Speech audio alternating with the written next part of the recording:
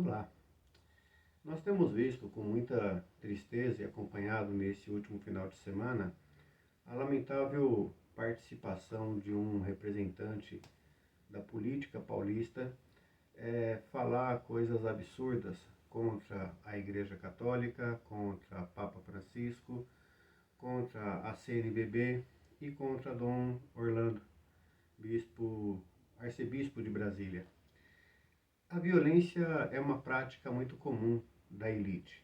A violência é uma prática muito comum de todos aqueles e aquelas que detêm a lógica do poder para poder se manter na sua riqueza. A violência ela é própria da direita política quando estabelece relação contra os pobres.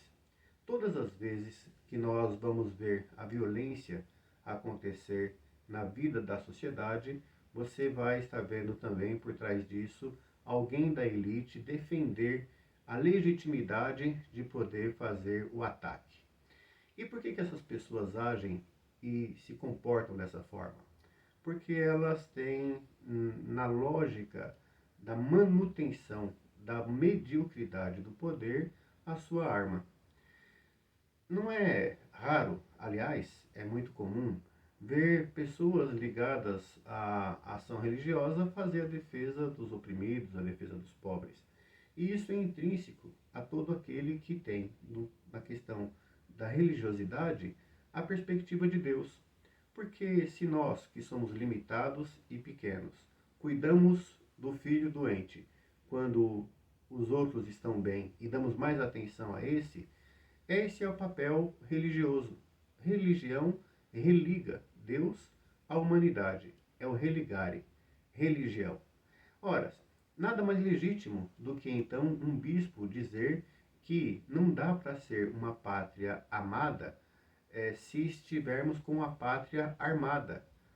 A arma já não vai produzir amor. É tão óbvio que nós vamos, no decorrer de todos os papas da história, nós vamos ver a lógica da não violência, principalmente nesse último século, na modernidade.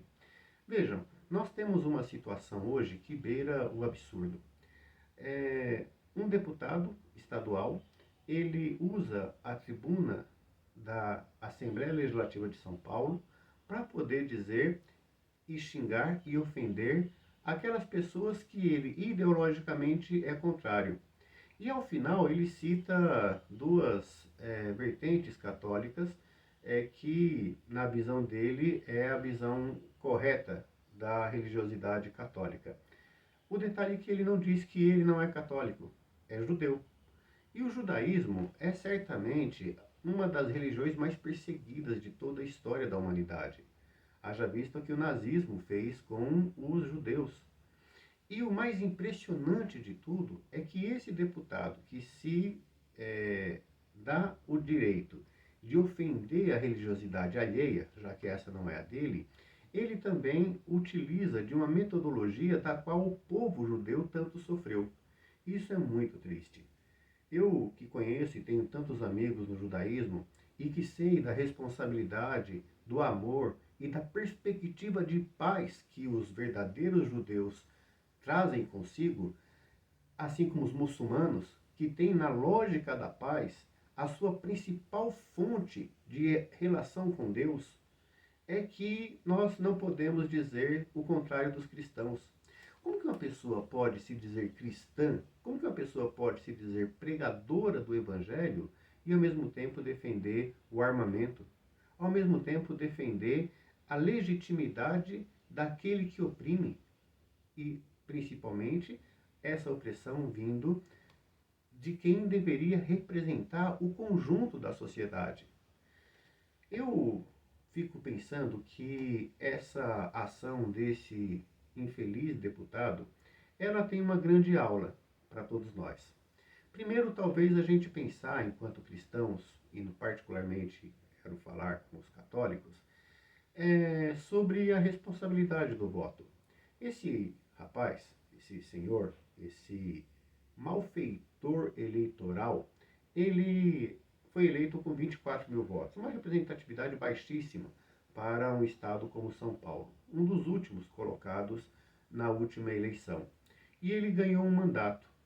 E como que se deu esse mandato? Como que ele ganha esse mandato? Isso é muito importante. Por que ele teve tão poucos votos e conseguiu um mandato na Assembleia Legislativa, sendo que tantas outras pessoas tiveram mais votos do que ele?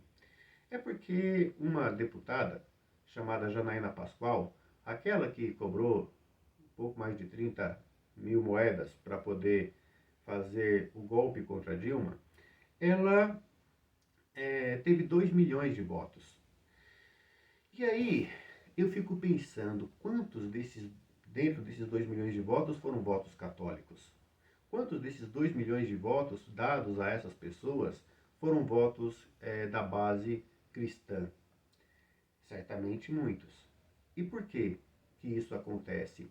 Porque os cristãos foram enganados pelo discurso do Deus acima de tudo, Brasil acima de todos, ou algo parecido com isso, que aliás é uma perspectiva hitleriana. Sim, os nazistas utilizaram o Alemanha acima de todos. Nós sabemos o que deu. Pois bem, essa é a perspectiva então do voto. Quando as pessoas não atentam para aquilo ou para aqueles que vão votar, o resultado é esse que nós estamos vendo aí. Pessoas que se arvoram do poder público para poder assumir uma postura profundamente agressiva, violenta, uma postura desumana, uma postura mentirosa, uma postura enganadora. É isso que fez o deputado Frederico. Ele engana, manipula, ele mente e ele faz do seu mandato uma atrocidade religiosa. Sendo ele judeu, deveria saber que o principal de todos os princípios da religiosidade é a paz e a concórdia.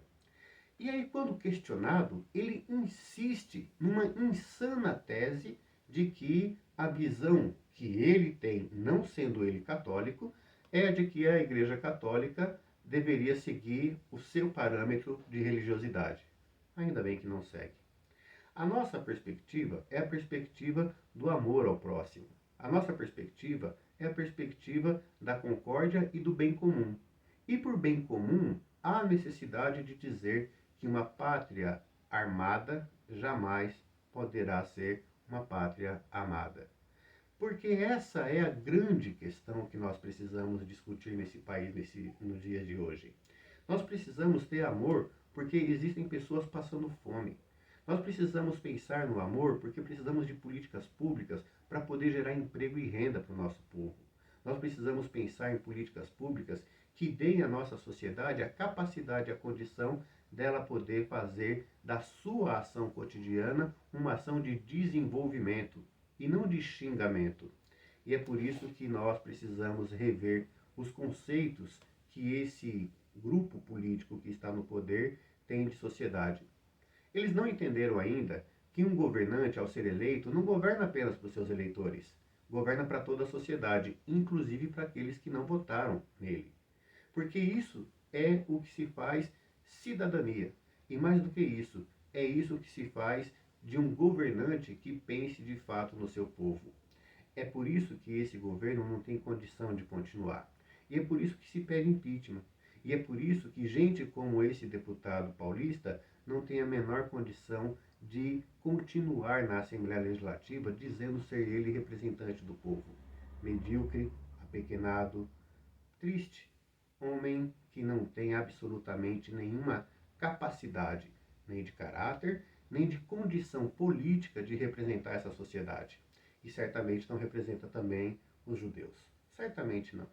É por isso que eu tenho olhado, visto as manifestações, a grande onda, né, de manifestação católica, inclusive da Opus Dei, entidade católica, congregação essa, que ele dizia ser um modelo.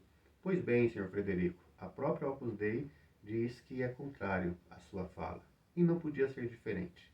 Porque a sua fala, ela é abjeta. A sua fala é a fala de um déspota. É a fala de um homem que não está à altura da representação de absolutamente nada, a não ser talvez do próprio coração. Mas isso é a podridão que vem da sua alma e eu não tenho condição de corrigi-la. A grande questão que nós precisamos pensar é como que nós vamos nos livrar democraticamente desse tipo de gente. E para que a gente possa fazer isso, nós precisamos nos livrar do radicalismo da direita escrota. Essa direita que acredita que engana as pessoas quando dizem que são a favor da liberdade. Acontece que a liberdade que eles querem é a liberdade para matar sem serem punidos. A liberdade que eles querem é a liberdade de poder andar bêbado dirigindo o carro, porque afinal de contas é um direito dele andar do jeito que ele quiser. Afinal, é ele que paga a cachaça que ele toma, não é? Pois bem, ou os vinhos, ou os uísques, é essa gente que diz que quer liberdade para poder ofender, para poder ser racista, para poder ser xenófobo, para poder dizer que a misoginia não é algo que ataca as mulheres. É por isso que nós precisamos rejeitar essa radicalidade desse modelo político que está em vigor no Brasil. Assim como ele, muitos e muitos outros também pensam igual. Talvez não sejam tão estúpidos a ponto de dizer o que pensam, mas estão na mesma linha. Toda direita é violenta, toda direita é truculenta e toda direita é manipuladora quando vai defender o interesse dos ricos. Basta ver o que essa gente faz na votação da Previdência, na votação da retirada dos direitos trabalhistas. Ou então, como que eles se comportam quando se diz que precisa taxar as grandes fortunas. É a única vez que eles são favoráveis a defender uma classe social. A direita defende os interesses apenas e tão somente dos ricos e poderosos. E é isso que nós, da classe trabalhadora, pensamos e precisamos perceber. Não é possível que gente da classe trabalhadora vote em gente que seja contrário à classe trabalhadora. E eles vão dizer que isso é luta de classes. Não, isso é defesa de uma classe oprimida por gente como vocês da direita terrível, da direita escrota, da direita que vilipendia o direito elementar à vida. É essa gente que diz ser favorável, olha só que hipocrisia, dizem ser favorável à vida. Acontece que a vida que eles dizem ser favoráveis e serem contrárias a todo tipo de morte, no aborto, eles são favoráveis à pena de morte quando essa pessoa que nasceu completa 13, 14, 15 anos de idade. Sim, eles são violentos. Violentos por natureza. Violentos porque acreditam que a única forma de se manterem no poder é oprimindo aqueles que vão resistir a eles. Por isso fica também aqui minha solidariedade à Via Campesina e ao movimento dos trabalhadores rurais sem terra, que foram ameaçados de serem assassinados por essa figura tão escrota, tão nojenta, tão abjeta. E é por isso que nós vamos continuar na resistência, porque acreditamos num Deus libertador, esse sim, o Deus que defende o direito do oprimido, que exige dos poderosos que cuidem da viúva e do órfão, que estabeleçam a relação com a paz duradoura, a paz único caminho que faz com que possa haver progresso. E é dessa forma que eu aqui quero dizer a todos vocês que é necessário nós repensarmos esse modelo truculento que foi implantado no Brasil. E para que isso aconteça, é necessário que nós nos juntemos, que nós exijamos a paz como forma principal e alicerce de uma sociedade justa e fraterna. Muito obrigado.